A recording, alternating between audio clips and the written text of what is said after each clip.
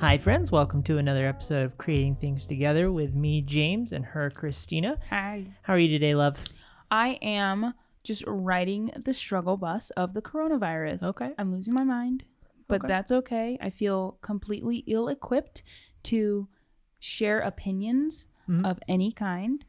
So I'm going to really rely on you for this one. All right. Well, let's tell people how to do things with their life.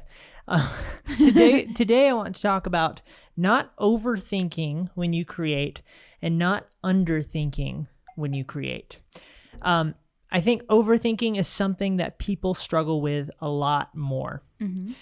There are plenty of people out there who do not even begin a creative project, an idea, some sort of pursuit that they would like to take part in their life because they overthink it from the beginning. And I think this is a big issue for creative self-expression. You have a lot of people not expressing themselves creatively and sharing their ideas with the world, and they stay in their comfort bubbles because of that. Mm-hmm. They don't get out of their comfort zone. And then when let's say you are a creator who is already on the highway of sharing vroom interesting things with the world, you will constantly struggle with overthinking because us creators tend to struggle with being perfectionistic. Can I say something perfectionistic really quick? Is that going to show on the screen? It is not. Okay, James is recording with OBS, and for those of you listening, not watching the video, we have a video version of this. And blah, blah, blah. There's things on the screen on the computer, and I just wanted to make sure that it didn't end up looking like crap. Of course. No, that's a good thing to ask. This is just for our viewing purposes only. This is essentially a viewfinder for us right now. But good question. So I think it's important to think through this. And it's important to think through anything that you struggle with in life. Now, for some people, thinking through means really sitting. I always come back to showers, but taking a shower and really working through something, grinding through something. Sometimes you need to do that. Sometimes thinking means collaborative thinking, where you go to somebody else and say, I have questions. I love collaborative thinking. Right. And I think that one tends to work well for you. And the good thing about it's got to be collaborative. It can't just be like, all right, and it's just a silent room. The good thing about collaborative thinking is it's a lot more energetic and exciting. There's a lot more enthusiasm about the thinking. Mm-hmm. Whereas when you're doing solo thinking, you can really get up in your head and it can get dark. You know what I mean? Yeah. And that's why you don't think a lot, right? Yeah. I don't relate with a lot of overthinking. Uh-huh. I love overthinking. I love just thinking about the creative process and planning. And when I feel stuck, I just write lists down of like, okay, big picture, what am I doing with my life? But I'm curious to know like how you would recommend people not overthink. Well, I think what the goal should be is to have an appropriate amount of thinking per project and per pursuit. Okay. So if you're just starting out, I think that, and you're the person who doesn't know how to begin their project, I would say that overthinking is something that you should be very wary of, and you should think almost none at all and just begin something, right? Whatever you're after, go after the most embryonic version of that you can. Just start building momentum. Just go. Momentum is good. Just go. And be okay with it being confusing and tough and weird, because it will be. And I think having fun with it will make it better, and it will also make it more. Did you find a hair on my mic? Mm-hmm. It will also make it more, I think, productive. You will make better things, at least things that are better in the sense that they have the spirit of you in them, as opposed to you trying to polish everything so intensely that all authenticity is gone. I'll use an example. Yes. Because I finally know what you're talking about. Okay. I was telling her about this beforehand. She was like, what are you saying? Let's just record it and like not overthink it. So TikTok, as an example. Yes. I am one of the millennials that hopped on the TikTok train a little bit late. TTT. my niece texted me and she was like, OMG, I didn't know you had a TikTok. And I was like, oh my God. You're a big deal now. What is happening? How old am I? But when it comes to creating anything, I am very perfectionistic. If you watch our YouTube videos, which I highly would recommend you do, you will see the creative struggle bus that I am always riding because it's not exactly how I want it to be. But that perfectionism is what makes our videos good, and it's what makes me a better creative. Now, with TikTok, I'm busy. I don't have the time to think of TikToks at this point in time in my life. Maybe if this quarantine goes on another week, I will have time. But I was like, okay, I just need to repurpose content. I kind of know the formula for TikTok. That doesn't mean that I am a professional TikToker, but I know what makes people tick. TikTok is ticked by stories. So if you have a compelling story, number one, a good example is our friend Jeremy Cohen. He had this brilliant idea to flirt with a girl on a rooftop next to his by sending a drone, and that has just gone absolutely viral. I just thought it would be wonderful if the drone hit her in the face and chopped her nose off. That's horrible, James. That would have been an equally compelling story, I think. Yeah. Well, the point is, it had a story, beginning, middle, end, and he's just been riding that train. That's one thing that makes TikTok tick. Another thing that makes TikTok tick is just funny. And I think James would be an amazing TikToker because he's hilarious on camera. But you have only to laugh. on camera. Yeah, right? there we go. Thank you. Makes me sound like a complete horrible wife when you don't laugh at my jokes. Oh yeah, no, that was hilarious. I'm only funny on camera. You don't think I'm funny in real life at all. There we go. You're so witty. You're so great. I love how free spirited you are. Yeah. So I just can't think of funny things. I'm not that funny. Everybody thinks that I'm not funny. You are. See, the thing is this is where you could underthink more, I think. Yeah, I probably overthink funny. Right. You are the funniest when you don't even know you're being funny. Like last night, the video that I shared of you laughing at TikTok was hilarious. You were crying in laughter. I couldn't breathe. So you getting into that place of, I would consider that a place of self-expression. You just have to loosen up. Yeah, okay, exactly. Let me finish my point about TikTok. Okay. So I've just had to, I'm repurposing content just to see, just play around with the TikTok algorithm, especially with our business. We do a lot of video marketing. So if we have a client that goes, we need a TikTok ad, I need to actually make probably coming soon. Yeah. Anyway, that's what I'm doing on TikTok. And I have had to just go I'm not re-editing anything for TikTok. I'm just repurposing it. So what I have done is I've downloaded the Adobe Rush app. It used to be called Premiere Rush, but as a iPhone video editor. And I'm just kind of going with the flow and seeing what comes. So TikTok is a good platform to not overthink. But if you are a talented comedian and you just have that natural, you could plan out a sketch. Yeah, improv. Anyway, that's what came to mind. And that's probably the only thing that I have to say this entire podcast. Okay, well, and that's something that speaks to something I want to get to a bit down the line, which is less polished things, because I think where our overthinking really gets us is in how much or how little polish should go into something that we're sharing. Right. And perhaps we are operating from a place of self-criticism. We don't want our thing to go out without this lack of polish. And it's based internally, right? How we think of ourselves. That's one of the things I struggle with is I want to be putting out a certain level of polish so that I can feel good about what I'm creating. But it doesn't matter if nobody's seeing it. That's a good point, right? It doesn't matter if, at the beginning, is that what you're saying? At all. It doesn't matter if nobody's seeing it. So if in your beginning stage, people see what I do. Let me explain. I have some subscribers, Christina. Excuse me, what? I have some subscribers. Okay, cool. Some subscribies. Some scribbles. So in the beginning, you don't have any followers anyway, so you might as well just practice. And you can always delete those videos.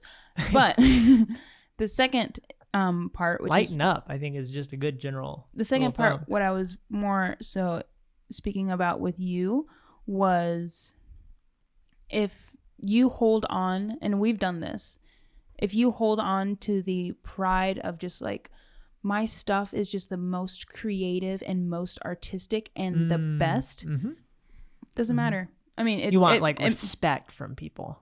Nobody's going to respect you if they don't see it. Yeah. So you have to kind of play the game of the internet a little bit. Just a little bit. To a point, it's kind of a give and take. If you don't get into the algorithm, you might as well just make the videos and save them on your hard drive. I see what you're saying. You know? So like if you want to make a film for people to see, you have to make a freaking Tiger King where there's drama. I'm pretty sure that Tiger King has more views than like a David Attenborough documentary because there's that like sensational kind of thing. It's got the it factor. But I don't think you have to. You don't have to. I think that, well, you said that you have to. But you'll be stunted if you don't do some of those things. I think that you should define your priorities. If you want to have the audience and the insane reach of the Tiger King, then you can go after that. But what you're sacrificing, what you could be sacrificing is that you just make something that's just dramatic with a lack of depth and thought and meaning. I'm not saying Tiger King is that. I thought it was actually freaking amazing. I thought it was actually thoughtful in a lot of ways. Like it didn't just feel shallow but it was super tea. It was tea. It was a tea documentary. Killed her freaking husband. Perhaps, we don't know. Oh, I'm sure. I mean, she's scary, but we don't know. Anyway, Shane Dawson, friggin' Carol Baskin documentary. Can you imagine? Yeah. There it is. Yeah. That's fun. And then get, what's her name? Katie Morton, the therapist in there too. That'd be great. Okay. I'm sorry. Okay. I'm derailing things. No, Back to the point. So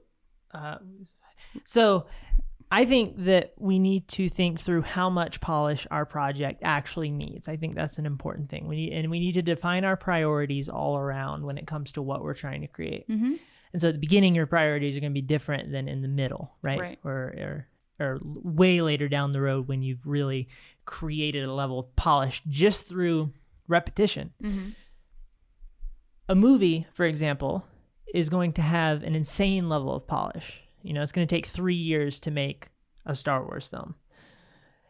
A song can have an insane level of, and so what I mean by this takes a lot of thinking, a lot of people thinking, a lot of brains put together. Sorry, I get passionate. I was shaking the camera. A lot of people with brains put together thinking. So tons of thinking involved. Mm-hmm. Some would call it overthinking, right? If you are just like a receptionist and you're looking at these creative folks getting all intense about the Pantone of what +5, -5. Right. You might think that's insane, but all of that matters going towards the end product of a polished film. Mm-hmm. A song can be that too, but there's, for example, a song could be a jazzy live song, which could allow a certain level of messiness and improv and quote unquote mess ups. That could be against a pop song, like a studio pop song, which is absolutely perfect. 1, 3, Nothing. 5. Right. That made me think of the Dwight thing. If you don't, you'll get eaten in your sleep. Oh yeah. Bear. Learn your rules. You better learn your rules. Yeah. If you don't, you'll be eaten in your sleep. Okay. So each different type of song, for example, is going to take a different level of polish, and it depends on your priorities. And there's absolutely nothing wrong with making your music be incredibly freeform, and you're not even playing you're not even playing in a key, which is another Office reference when Angela is like, what just play the right notes when she's talking about jazz. Oh yeah. Okay. We should watch that again. If you've seen The Office, that's the only way that's going to be possibly funny to you. But if you want it to just be free-form, jazzy goodness, then that is just as valid as making an immaculate, perfect audio experience for somebody that has an insane level of polish, and you look at the project file for that song and it has 190 tracks of, of layering and vocal perfectness, right? You have to decide. You have to define what that can be. I think the problem is we don't define. We just kind of fall into our natural rhythm. Whatever level of overthinking or underthinking we do, we fall into that natural rhythm. And so for some people, a little more thought would be useful. But I think for most people, much less thought would be useful, because people are operating from they have fears, and they're operating off of those fears, which causes them to overthink. Do you want me to say something controversial? Please. Controversial? You want me to tell you? Okay. Yeah. I think if you overthink to the point that you don't do anything, like you just are stuck, you probably don't want to do it enough. And if you want to do it enough, you'll overthink or underthink just the right amount, and then you'll be good to go. That's what I think, but I'm just a polarizing person. Okay. So does that make sense? Yeah, absolutely. Like if you're just like, oh, I'm going to start that YouTube channel, and it's been like 3 years, you probably don't really want to start the YouTube channel. This gets into the realm of the comfort zone, because we, when we talk a lot about I just want to put out a video every week, but I'm busy. You're not that busy. Right. You don't want it bad enough. I think in a sense that is absolutely true. Maybe that's just my inner Gary Vee talking, though. If you have not started something, you are in a comfort zone. Like, let's say you want something. You're in a comfort zone, and the thing that you're already doing, your current lifestyle, you just like it more than that goal that you have. You're more, does that make sense? Just keep talking. You're more, sometimes when it's just like you were thinking. No, sometimes when you speak, I just need you to keep talking, and then like my brain. I see. The people at the filing cabinets in my brain are putting things away. Little Christina's. Yeah, but you need. Just, if you. You're not talking if it's I'm silent. sorry. I'm sorry. I'm trying to find my thought again. Filing cabinet people. Filing cabinet people. Nope, that wasn't what we were talking about. It was right before that. Oh, we were talking about wanting it bad enough, comfort zone, the whole thing. You need to make yourself uncomfortable enough to go get that thing. And if you don't do that, you'll stay where you are. Now, that doesn't necessarily mean that you have to. A good example is like social pressure, right? So somebody, I've heard people say that you should tweet out if you're going to start a project, start sharing something consistently, because it puts social pressure on you. Ain't nobody care about your ideas. That gets you out of your comfort zone. You're like, crap, I have to deliver. That's a perceived comfort zone thing, because genuinely, it doesn't matter. People are so. You're tricking your brain. That's my point. I guess do it, like, if that works for you. I just think it's stupid. Like that idea, like, yeah, we're gonna do this thing. But people are too busy trying to do their own thing, and when they see like, oh yeah, I'm gonna start a podcast on this date. Right. I'm not. The point is not that you make an announcement. An announcement. Is your point just consistency is more important than an announcement? So is your point you're just putting it in the air? You're putting it out your innards to out of yourself. It's the same thing as going to a gym with other people. If you're the kind of person that needs this, going to a gym with other people every Saturday at 9 p.m. because, I don't mess around, Christina. I don't know where you're going with this, but it sounds like nobody's at the gym at 9 p.m. on a Saturday. You might as well just work out at your home. Maybe try again. Choose another time. I work out at 9 p.m. and I eat dinner at 11 p.m. I wake up the next day and I don't eat again until 11 p.m. Wow. Yeah. That is entirely not true. But okay, use the 5 a.m. example. We have a friend. His name is Kyle, aka the Bearded Trainer. He has a gym. People come together collectively to this gym to work out. If you were going to this gym and you had committed to going to this gym between you, God, and everyone in that gym, and then you stop showing up, they'd be like, where's Christina? And you'd go, I suck, because you're not holding up your end of the bargain. Mm-hmm. That is what something like a tweet could do for you if you're trying to put out content. Yeah. Right? So things like that. I'm just hung up on the fact that it's a gym on Saturday at 9 p.m. Nobody's going to be there. So if you want accountability to go to the gym, don't go at 9 p.m. Listen, Go at like 4 or something. Norwegians take ice baths. Okay. I don't know what time they do it, Yo, but they do it. you really just dropped some knowledge. So I'm that shook. social pressure is a good way to get out of your comfort zone and make you want it more. The reason you don't want it bad enough right now is because you're not doing it at all. If you're in that position, Okay. you don't have momentum, because the more momentum you get on, I know this from the way that my brain works, the more momentum I get on a project, the more I want it. Mm-hmm.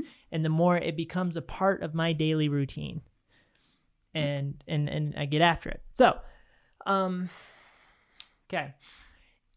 When it comes to our content, for example, there are different levels of polish that goes into each one of the things that we create.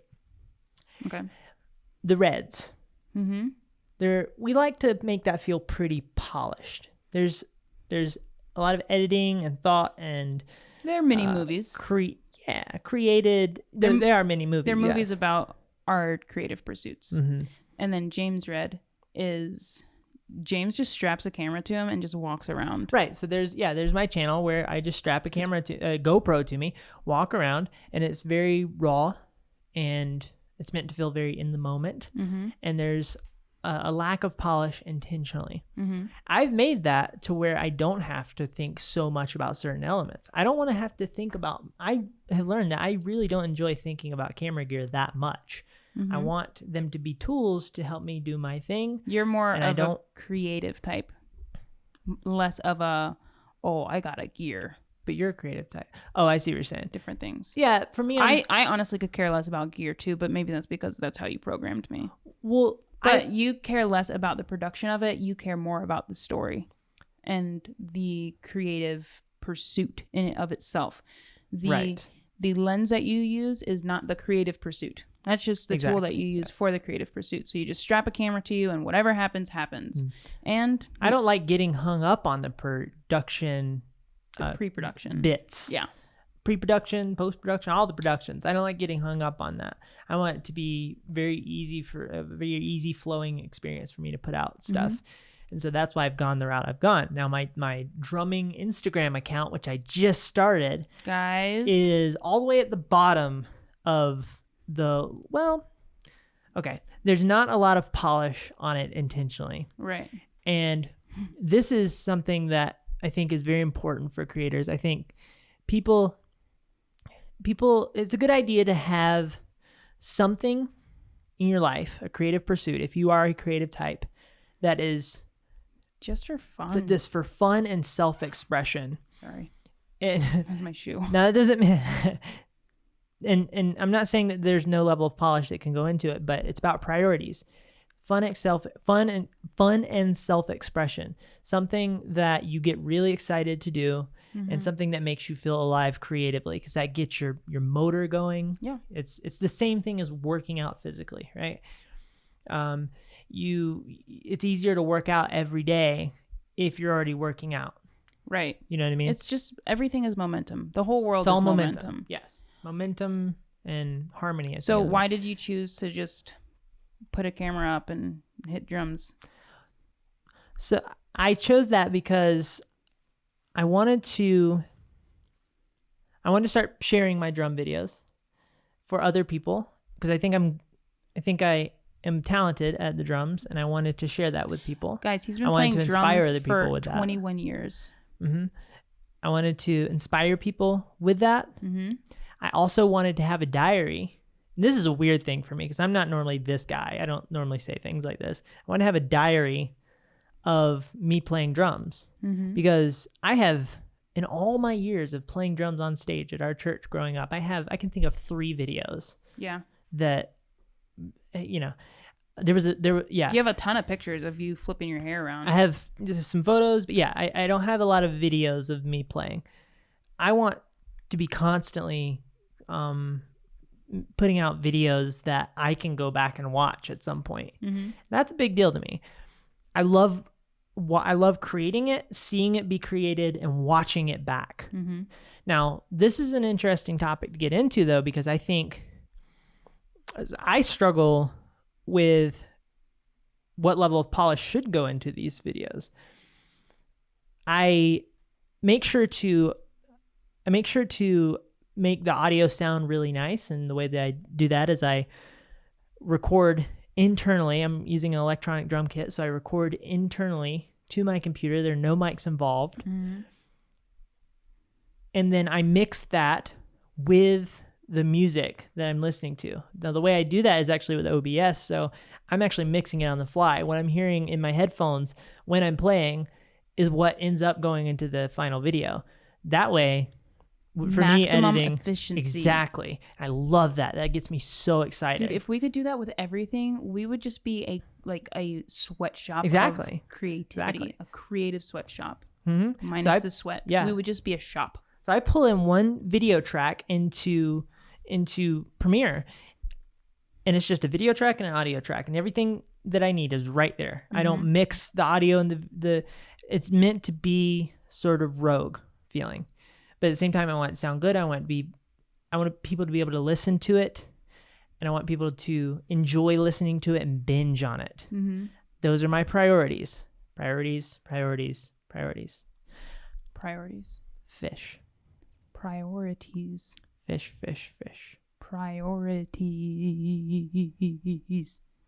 Wow. My priorities? Mm-hmm. Just get in the water, but I can't because of this freaking quarantine. It's the worst. Guys, I'm dying on the inside. Yeah, you've been struggling. Oh, should we just have an episode where I complain? That's probably not helpful. That sounds lively and exciting. We could helpful. record it and then just delete it, just so I can get it all off my chest. By the end, you're sobbing. There's tears on the microphone. Yeah, the microphone gets moist. How have you been coping with that? Learning about investing. Okay. So I have somewhere to spend my money. I'm just kidding. That's good. Yeah. It's better than Netflix. I guess so. You're making progress. You're doing something in your life in the future that's going to help you. Yeah, I'd much rather be in the ocean filming. Sure. Freaking Stingray or something. Sure. Yeah, I feel like, man, it's been kicking my butt. Mm. But you know what? Health is more important, and I can't be selfish and get in the water because then I get other people sick. I don't have coronavirus, by the way. Yeah, I don't really have I'm sure you could maybe pull a productive answer from me, but I don't know if they want to hear it. What do you think you should do? Still figuring that one out. Okay. I mean, once this you don't have like a beginning, you don't have like an embryonic idea of what you could do to make this better in the meantime. I have an idea of what to do once this travel ban and stuff lifts. Like I am like a horse chomping on the bit. Like I'm ready to get out of the starting gate. And in the meantime, I don't know. I want to make videos. Honestly, this is Honesty Hour. If you've made it this far, welcome to Honesty Hour. Thank you. Goodbye. An NPR program. It's an Honesty Hour. Do, do, do, do. Anyway, so what was the question? What am I doing during the meantime? What do you think you should do? Oh, yeah. You don't know. You have no idea. I don't know. I want to make, this is what I was going to say. I want to make videos that I'm excited about and that I'm excited to watch. It's kind of contradictory to me talking about the algorithm and like, you have to be part of the machine to a certain extent. But like, if I'm going to spend 8 hours creating something, I don't know if I want it to be a tutorial because I want to be able to go back and watch this documentary of our creative pursuits. And I want to share that documentary of our creative pursuits with other people. And I'm sure there's a story in this that I'm going to regret 6 months from now that I didn't film like in the trenches, but I don't know. That's where you overthink. You struggle with regret. You don't want to regret not doing something. Oh, no. No, just continue speaking. Oh, yeah, the video stopped. That's okay. So, yes, you don't want to regret not getting a piece in order. Yeah. And you want to make sure that you think of everything before you begin in that sense. In that sense, I think you overthink to your detriment. Oh, yeah. But I have a vision, guys. I underthink in that regard. I'm like, there are probably 5 different answers that would be pretty good. So let's choose one of them. I generally can do a good job with that strategy. Mm-hmm. But you'll pick 2 options and you'll say, I don't know which one to do. And you're scared that something's going to go horribly wrong if you pick the wrong one. Is that correct? No. Okay. No, I just value my time and I don't want to waste my time making videos that what I'm are you not scared is stoked going to on. happen? That I'm going to waste my time making videos that I'm not excited about. But what are you scared is going to happen? Tell me the truth. I don't know what else to say. I have, like, at least right now, I have a very specific vision of what I want to be creating. Mm-hmm. And I'm excited once I get to start creating that. So right now, like, I'm just building our business. At least I'm making money. Like, I'm not just picking my nose. So I'm building our business and I'm creating the structure behind that business. So when we want to go to Indonesia for a month to film, we can. And if we want to buy a house so we have a home base and we're not throwing a ton of money towards rent, we can. Mm-hmm. So I like to trick myself in feeling that I'm being productive. But honestly, it just feels like procrastination, which is why TikTok is nice, because I know that I'm procrastinating and it's fun. The good thing about you is that you don't sit still long. You're going to work on something that's interesting. Now, in the meantime, you might play around and like play some games for too long and that sort of thing. But in general, you are miserable if you don't feel like you're working towards your goals. And that is so good. I want to instill that in those of you out there who have not started your first or next creative project or whatever project that you want to do. Get really anxious about not doing that thing. Yeah, I'm obnoxiously ambitious, and it's just sometimes, most of the time, is pretty irritating. Mm-hmm. I was telling James right before this, and honestly, I think this is probably a good place to wrap up the podcast, unless you have something else interesting to say. Just one more point, but you're good. I was telling James, it's really hard to feel driven when you're not pursuing the one thing that you want to pursue. Like, carnival, right? Carnival living. Yeah. It's hard to find a carnival anymore. It's really easy, especially in these times, to get off track talking about carnivals. Are you trying to say something? No. Okay. So it's really easy to kind of go with the grind of having a freelancing business, and I'm jazzed. Everything that I make creatively on the freelancing side and like having that machine, I'm excited about, and I can't believe that we're doing it, and I'm just really grateful. I love working with the brands that we work with, but that's not my end goal, and they know that. Most of the brands that we know or that we work with, they are so aware, but it never affects our quality of work. And even this creative funk, it's not really affecting my quality of work because I am so hyper focused on, like, I feel like I'm slacking, so I need to give them 10 more videos. So that's good. But it's really hard to feel driven to make those 10 more videos when I'm not making the things that I want to make. Mm-hmm. So there's a lot of existential crises going on over here in the Reds compound.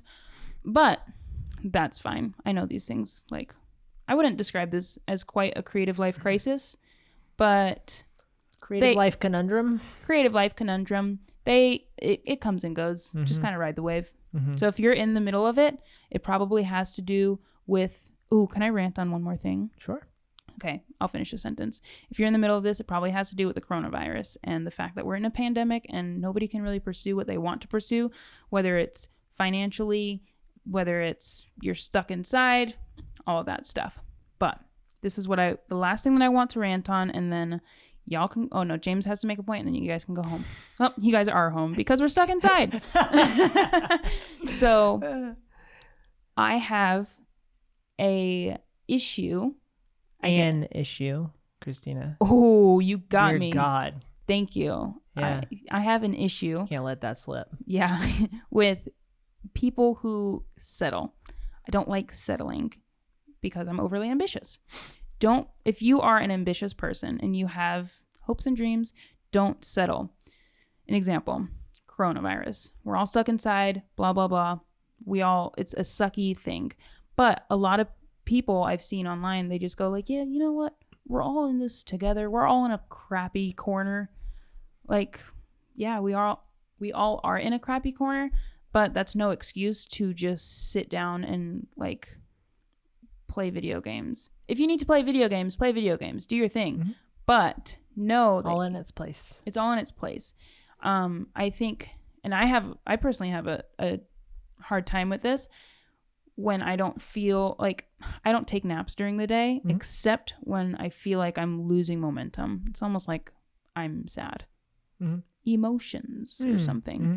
But if I catch myself taking a nap during the day, I go, okay, there's something going on here. I can't just settle for, you know what? Just give yourself a break. That's good that you learn to read that sign. My guy, you can't give yourself a 4-week break just because we're stuck inside. Anyway. I don't like this. I don't like this idea that is going around that because it's the coronavirus that we should just go through all of Netflix and we should just play things and we should relax.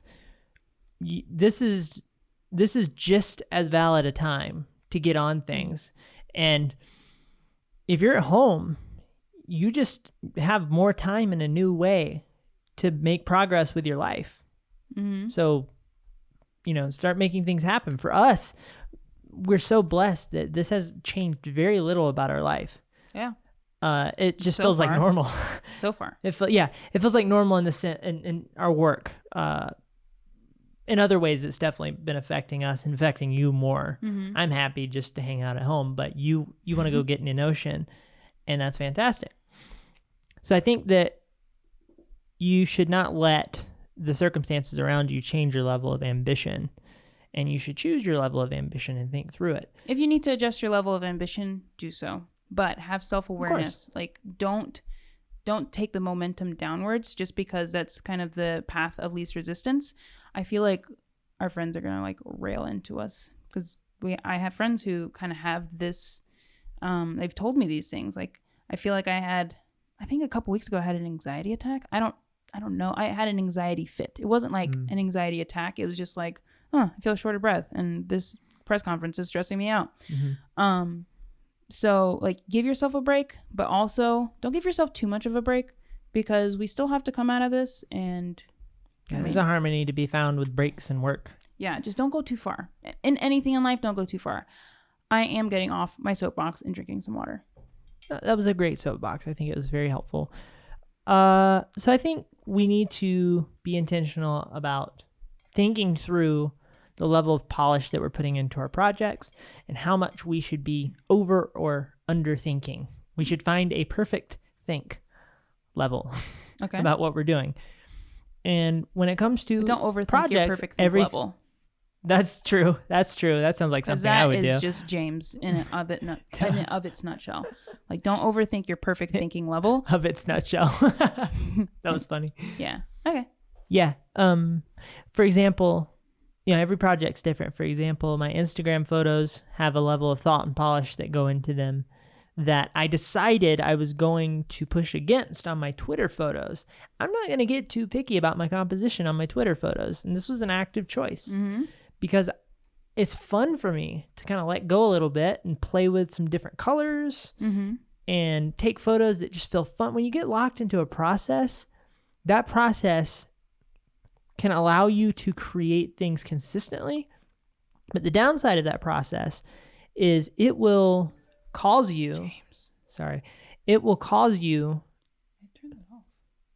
to become generally less creative if you're not careful. You'll just keep doing the same thing over and over, and you're not playing around with self-expression. So it's going back to what we were saying earlier. Loosen up and have fun. Yes.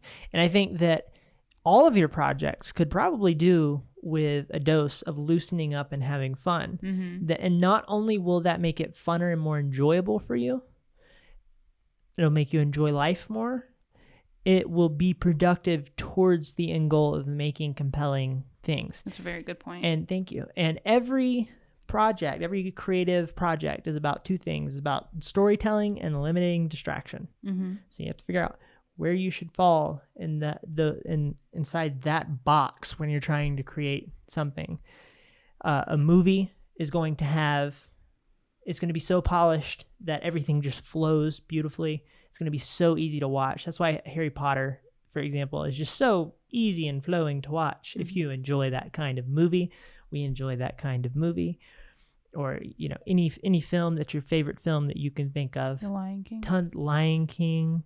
But like, I like Black Hawk Down. That's my favorite movie. Stressful. Christina hates it because there's a hand that got blown off.